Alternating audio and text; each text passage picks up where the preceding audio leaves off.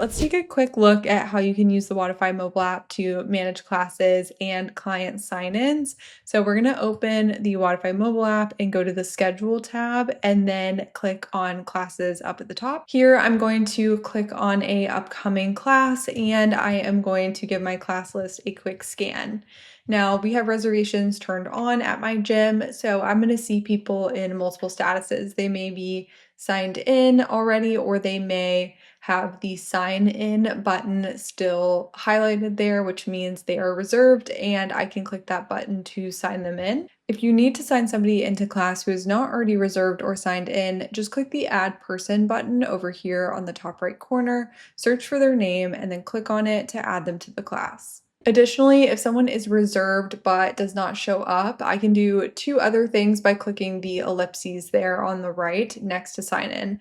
I can cancel the reservation or I can mark them as a no-show. Now, it's really important to know whether or not the business you work for has penalties associated with either late cancellations or no-shows.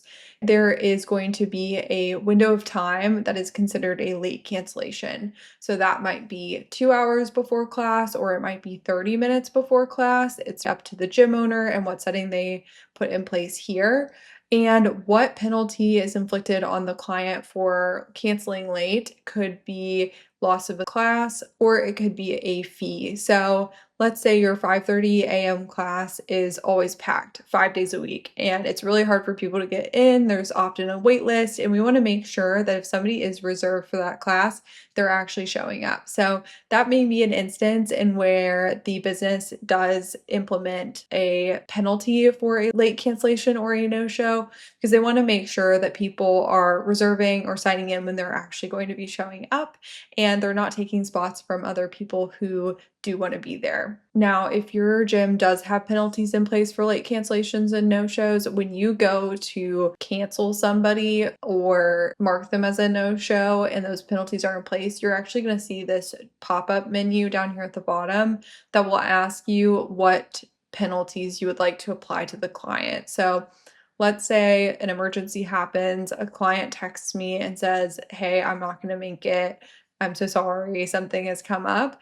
I can choose to waive that penalty for them so that they are not charged, that $10 cancellation fee and they don't lose one of their classes out of their 10 monthly sessions that they pay for. So there is that option to forgive those fees when you do go to cancel or mark somebody as a no-show. And this also helps make sure that you are aware of what fees and penalties will apply if you do proceed with canceling them or marking them as no-show. And finally, it's also really important that you sign in when you are assigned to coach a class. So you're going to notice that if you are assigned to coach a class, your name will appear at the top of that class list, and I will have a sign in button over to the right of my name. If I click on that, I will be signed in, and it's that easy. This step is very important and will ensure that my payroll is accurately being tracked.